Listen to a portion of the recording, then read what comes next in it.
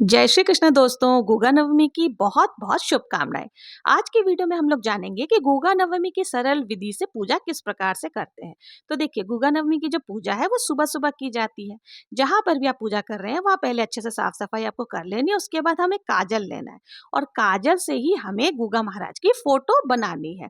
Photo या चित्र हम बना सकते हैं। देखिए, कई लोग जो है कुम्हारों के यहाँ से काली मिट्टी की प्रतिमा वीर पुरुष के रूप में लेकर आते हैं, उसकी ही पूजा करते हैं। लेकिन हम यहाँ पर काजल से ही बनाएंगे।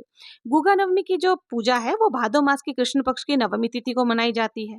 कृष्ण जन्माष्टमी के अगले दिन गुगा नवमी मनाई जाती है। इस दिन सुबह सुबह हम गुगा जी महाराज की पूजा करते हैं। तो सबसे पहले हम घोड़े की आकृति बना लेंगे और जैसा भी आकृति बन जाए, बहुत जरूरी नहीं कि बहुत ही सुंदर आकृति आपको बनानी है, वैसा ही आपको बना लेना। कुल मिलाकर आकृति ऐसी होनी चाहिए कि ऐसा दिखना चाहिए कि घोड़े के ऊपर गुगा जी महाराज बैठे हुए हैं, यानी कोई पुरुष घोड़े पर बैठा हुआ है। इस तरह की आकृति हमें बना लेनी है। गोगा नवमी का जो पूजन है हमारे यहाँ रसोई में किया जाता है, आपके यहाँ जहाँ भी की जाती है वहाँ कर सकते हैं।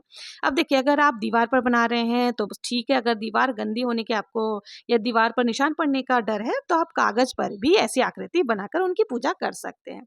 तो हमने यहाँ घोड़ा बना लिया है, घोड़े पर बैठे गोगा जी की चित्र भी बना ली है। अब हमें गोगा जी के हाथ में एक स्टिक, छड़ी जरूर से बनानी है। अब हमें पूजा करनी है। तो देखिए, पूजा करने के लिए हमें सबसे पहले एक लोटे में जल ले लेना है और जल छिड़क करके भावपूर्ण स्नान, जल से छींटे लगा करके हमें भावपूर्ण स्नान करा देना है। तो यहाँ मैंने सभी को भावपूर्ण स्नान करा दिया। अब हमें देसी घी का दीपक ले लेना है। तो आप चाहें तो देसी घी का दीपक ले सकते हैं या तिल के तेल का दीपक भी ले सकते हैं। यहाँ मैंने दीपक प्रज्वलित कर लिया, साथ ही आप धूपबत्ती भी जरूर से रख लें। अब देखिए, पूजन सामग्री में और क्या क्या चाहिए। तो हमें कोई भी अनाज ले लेना है, साथ ही हमें रोली ले लेनी है, हल्दी ले लेनी है, अक्षत ले लेनी है। और अक्षत ध्यान रखें कि टूटे फूटे नहीं होने चाहिए। और देसी घी का दीपक लेना है। दीपक चाहे तो आप तिल के तेल का या देसी घी का दीपक ले सकते हैं। अब हमें यहाँ पर सबसे पहले दीपक को प्रज्वलित कर लेनी है। दीपक और धूपबत्ती हमने प्रज्वलित कर ली है और उसके बाद हमें जो है हल्दी से पहले तिलक लगानी है। देखिए, इस पूजा में जो है ना, हल्दी का बहुत ही विशेष महत्व है। तो इसलिए हम पहले हल्दी से तिलक लगा लेंगे, क्योंकि हल्दी को शुभता का प्रतीक माना जाता है। तो और गुगा नवमी की पूजा पर हल्दी का विशेष महत्व होता है। तो यहाँ हमने सबको हल्दी से तिलक लगा लिया है। हल्दी से तिलक लगाने के पश्चात हमें रोली से तिलक लगानी है। तो यहाँ रोली से हम सबको तिलक लगा देंगे। और देखिए, ध्यान रखें कि आपको दीपक में भी जरूर से तिलक लगानी है। तो यहाँ हमने सबको तिलक लगा लिया है और हमने दीपक में भी तिलक लगा ली है। अब हम अक्षत समर्पित करेंगे। तो सभी को हमें रोली हल्दी से तिलक लगाने के पश्चात अक्षत समर्पित करनी है। तो अक्षत ध्यान रखें कि टूटे फूटे नहीं होने चाहिए। तो यहाँ मैंने सबको अक्षत भी समर्पित कर दी है। अब हमें वस्त्र स्वरूप कलावा समर्पित कर देनी है। तो यहाँ मैंने सभी को कलावा समर्पित कर दिया है। अब हमें क्या करना है, साबुत अनाज लेना है। आप चाहे तो बाजरा ले सकते हैं या फिर गेहूं ले सकते हैं। कोई भी अनाज हमें चुग्गे के रूप में ले लेना है। तो क्योंकि इसमें जो है चुगे के रूप में अनाज चढ़ाया जाता है, तो मैंने यहाँ पर गेहूं समर्पित कर दिया है। अब हमें भोग लेना है। तो देखिए, भोग में आप कुछ भी समर्पित कर सकते हैं। हमारे यहाँ भोग में खीर चढ़ाई जाती है। तो आप खीर, मिठाई कुछ भी ले सकते हैं, या फिर आपके यहाँ पूड़े, पूड़ी, गुलगुले आदि बनाए जाते हैं तो आप उनका भी भोग समर्पित कर सकते हैं। तो मैंने यहाँ पे मिठाई और खीर का भोग लगा दिया है। अब इन सब के साथ ही हमें जो है ना, पुष्प जरूर से समर्पित करनी है। अगर आपके पास पुष्प है तो जो भी फूल आपको इजीली मिल जाए आप उस पुष्प को चढ़ा सकते हैं। अगर फूल नहीं भी है तो आप बिना फूलों के भी ये पूजा कर सकते हैं। तो मेरे पास फूल थे तो मैंने यहाँ पर सभी को फूल समर्पित कर दिया है।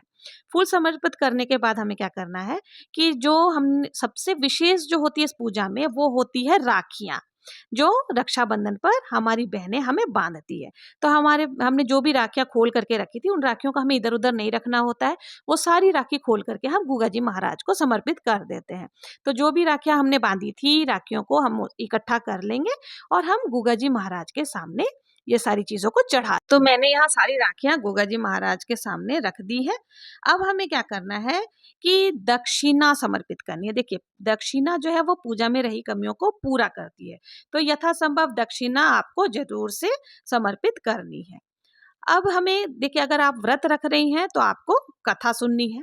तो कथा हम कैसे सुनेंगे, एक लोटा हमें जल ले लेना है। एक लोटा जल लेकर के फिर जो हमने साबुत अनाज चढ़ाया था, गेहूं चढ़ाया था, उसके दाने हमें हाथ में लेकर के, सीधे हाथ में आप गेहूं के दाने ले लें और फिर हमें कथा सुननी है। कथा आपको मेरे चैनल पर मिल जाएगा, क्योंकि अगर कथा मैं इसमें सुनाऊंगी तो काफी लंबा वीडियो बन जाएगा। तो इसलिए आप मेरे चैनल पर जाकर कथा सुन सकते हैं। कथा सुनने के पश्चात हमें जो गेहूं लिया है इसको गोगा जी महाराज को समर्पित कर देनी है। तो यहाँ मैंने कथा सुनने के पश्चात गोगा जी महाराज को समर्पित कर दिया है। अब हमें बहुत ही प्रेम पूर्वक आरती करनी है। तो आरती पहले आप गोगा जी महाराज की अगर आपको आरती आती है तो आप आरती कर सकते हैं। और अगर आपको आरती नहीं भी आती है गोगा जी महाराज की, तो आप क्या करें कि दीपक को घड़ी की सुइयों की तरह घुमाएं। 4-5 बार जब दीपक को हम घुमाते हैं ना, तो उसे आरती का ही स्वरूप माना जाता है। तो बहुत ही प्रेम पूर्वक हमें आरती कर लेनी है, फिर हाथ जोड़ करके हमें क्षमा याचना करनी है।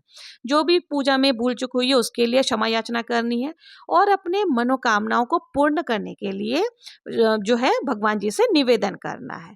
फिर हमें क्या करना है, थोड़ा सा जल सीधे हाथ में लेकर के 2 बार आचमन कर देनी है। उसके बाद फिर हमें क्या, जल जो है हाथ में लेकर के हमें आचमन कर देनी है। और जो लोटा में जल है, ये पूजा सुबह में की जाती है, तो जो लोटा में जल है उससे हमें सूर्य देव को अर्घ दे देनी है। पूजा के बाद हमने जो भी सामग्री आदि चढ़ाई थी, भोग प्रसाद आदि चढ़ाया था, ये सब चीज गुगा जी महाराज के मंदिर में जाकर के हमें चढ़ा देना होता है।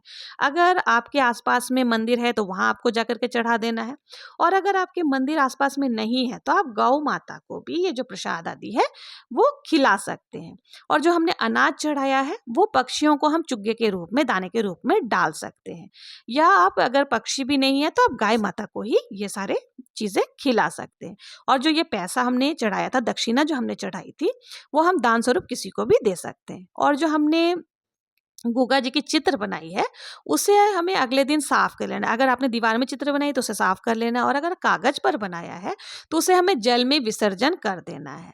तो इस प्रकार से जो है गुगा नवमी की जो पूजा है वो पूर्ण हो जाती है। तो ये थी गुगा नवमी की बहुत ही सरल पूजा विधि। अगर आपको गुगा नवमी की ये सरल पूजा विधि पसंद आई हो तो प्लीज मेरे चैनल को लाइक, शेयर, सब्सक्राइब करना ना भूलें। हर हर महादेव, जय श्री कृष्ण।